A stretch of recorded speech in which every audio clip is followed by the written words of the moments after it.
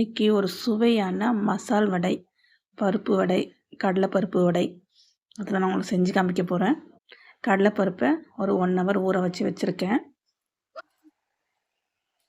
Wash பண்ணி ஊற வச்சுருக்கேன். இதுக்கு பச்சை மிளகா ஒரு 5 பச்சை மிளகா, ஒரு பெரிய சைஸ் இஞ்சி, ஒரு பூண்டு, முழு பூண்டையும் பல்ல எடுத்து அரைச்சிக்க போகிறேன். ஒன்றையும் பாதியமாக அரைச்சி எடுத்துக்கலாம். அதுக்கப்புறம் இதுக்கு தேவையான உப்பு, நம்ம 2 பேட்சாக அரைக்க போகிறோம். ஒரு பேட்சுக்கான உப்பு, சோம்பு போட்டிருக்கேன், மிளகு போட்டிருக்கேன். இதை போட்டு நல்லா ஒரு ஓட்டி எடுத்துகிட்டு வந்துடலாம். இப்போது கடலைப்பருப்பு ஒரு 4 கை எடுத்து போட்டுக்கலாம். இது நல்லா நைஸாக அரைச்சோன்னா நமக்கு கொஞ்சம் சாஃப்டாக வரும். கொஞ்சம் ஒன்றையும் பாதியமாக கொஞ்சம் பருப்பு இருக்கிற மாதிரி அரைச்சோன்னா நமக்கு நல்லா மொறுமொறுன்னு வரும். ஸோ பாருங்கள், இந்த பதத்தில் இருந்தால் நல்லா மொறுமொறுன்னு வரும். நமக்கு சாஃப்டாக வேணால் இன்னும் நைஸாக அரைச்சிக்கலாம். நான் இப்போ சாஃப்டாக தான் செஞ்சு காமிக்கிறேன்.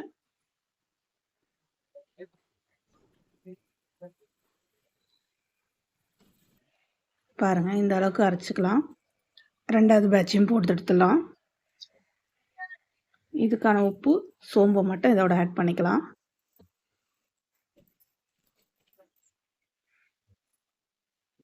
இதையும் இதோட சேர்த்துக்கலாம். இந்த அளவுக்கு நைஸாக இருந்தால் நல்லா சாஃப்டாக வரும்.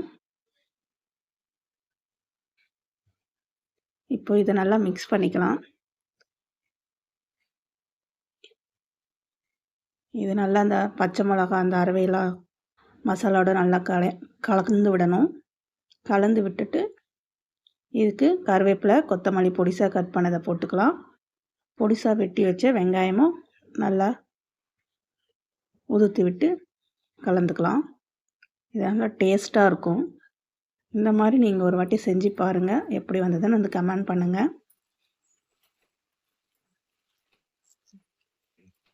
இது செய்யும்போது வாசமும் நல்லாயிருக்கும். மசால் வடைனா சொல்லவே வேண்டாம். கடலை எண்ணெய் விட்டுக்கலாம். இதுக்கு நம்ம மெது வடை மாதிரி நிறைய எண்ணெய் விடணும்னு அவசியம் கிடையாது. மீடியமான அளவு எண்ணெய் இருந்தால் போதும்.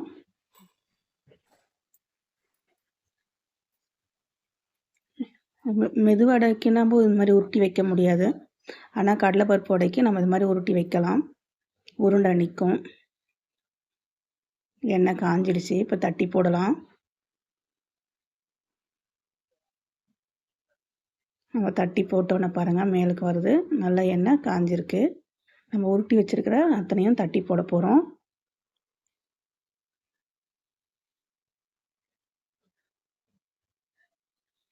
நம்ம மெது வடையை டைரெக்டாக எடுத்து தட்டி போடுவோம். ஆனால் பருப்பு வடைக்கு இந்த மாதிரி உருண்டையாக எடுத்து வச்சுட்டு நம்ம தட்டி போட்டுக்கலாம். ஈஸியாக இருக்கும் நமக்கு.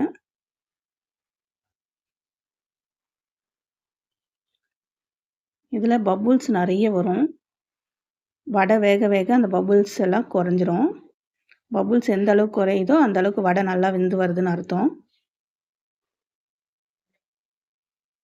புதுசாக வடை செய்கிறீங்க அப்படின்னா இந்த டிப்ஸை தெரிஞ்சுக்கோங்க. மெது வடைக்கு நம்ம வெங்காயம் அவ்வளோவா சேர்க்க மாட்டோம். ஆனால் பருப்பு வடைக்கு வெங்காயம் நல்லா சேர்க்கலாம். அதே மாதிரி இதில் மெது வடை போடுற மாதிரி தான் இந்த எண்ணெய்க்கு ஒரு 7 வடை போடலாம். ஆனால் பருப்பு வடைக்கு இதில் 12 வடை கூட போடலாம். நான் தட்டிக்கிற சைஸை பார்த்தாலே தெரியும். உருட்டி வச்சுருக்கிற அத்தனையுமே போட்டிருக்கேன். நல்லா வெந்து வரும். பயப்பட வேண்டியதில் ஒன்றோடு ஒன்று ஒட்டாது. மெது வடைனா தான் ஒன்றோடு ஒன்று ஒட்டும். மசால் வடை அந்த மாதிரி ஒன்றோடு ஒன்று ஒட்டாது. இதை கொஞ்ச நேரம் அப்படியே விட்டுட்டு அப்புறம் திருப்பி விடலாம். இந்த பபுள்ஸ் எந்த அளவுக்கு இருக்குது பாருங்கள். பபுள்ஸ் எல்லாம் கொஞ்சம் கொஞ்சமாக அடங்கிடும். பார்த்தாலே தெரியும். வடையோட லைட்டாக கலர் சேஞ்ச் ஆகிருக்கும்.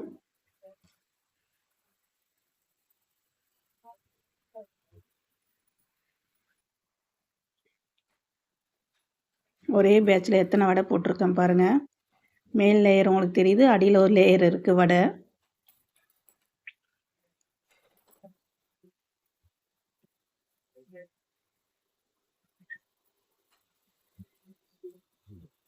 பாருங்கள் எந்த அளவுக்கு இருக்குது பாருங்கள். நீங்களும் உங்கள் வீட்டில் செஞ்சு சாப்பிடுங்க.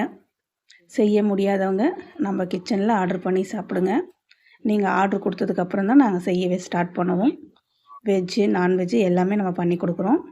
பார்ட்டி ஆர்டர்ஸும் நாங்கள் எடுத்து பண்ணி கொடுத்துட்ருக்கோம். So cooking queen Tamilarasi kitchen நீங்கள் ஆர்டர் பண்ணி சாப்பிட்லாம். புக்கிங் நம்பர் இங்கே கொடுத்துருக்கேன். 8072076973. இந்த நம்பரில் நீங்கள் வாட்ஸ்அப்பில் ஆர்டர் பண்ணி சாப்பிட்லாம். கால் பண்ணியும் ஆர்டர் பண்ணி நீங்கள் சாப்பிட்லாம். ஸோ ஃப்ரீ ஆர்டருக்கு எப்போவுமே ப்ரிஃபரன்ஸ் கொடுக்குறோம். நீங்கள் ஆர்டர் கொடுத்ததுக்கப்புறம் தான் நாங்கள் குக் பண்ணவே ஆரம்பிப்போம். ஸோ தேவைப்படுறவங்க ஆர்டர் ஸ்டார்ட் பண்ணுங்கள். பாருங்கள் வடை எந்த அளவுக்கு கலர் சேஞ்ச் ஆகிருக்கு பாருங்கள். அந்த பபுள்ஸும் கொஞ்சம் கொஞ்சமாக குறைஞ்சி வருது.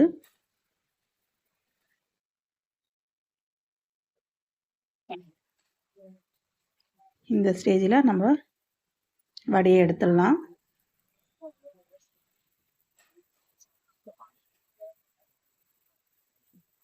பாருங்கள் எந்த அளவுக்கு எப்படி இருக்குது பாருங்கள். இதை நல்லா எண்ணெயை இருத்துட்டு எடுத்துக்கலாம். இந்த மாதிரி வடை கரண்டியில் எடுக்கும்போது தான் எண்ணெய் நல்லா இருக்க முடியும்.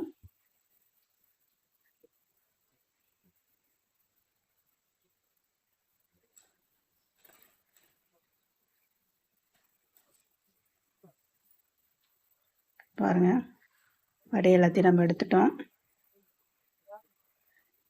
நமக்கு சாஃப்டாக வேணும்னா இது சூடாக சாப்பிடும்போது கொஞ்சம் முருவலாக இருக்கும். கொஞ்சம் ஆற விட்டோன்னா சாஃப்டாகிடும். இதுவே இன்னும் முருவலாக வேணும், பருப்போடு வேணும்னா அந்த மெத்தடை நான் உங்களுக்கு ஒரு நாள் செஞ்சு காமிக்கிறேன். தேங்க்யூ.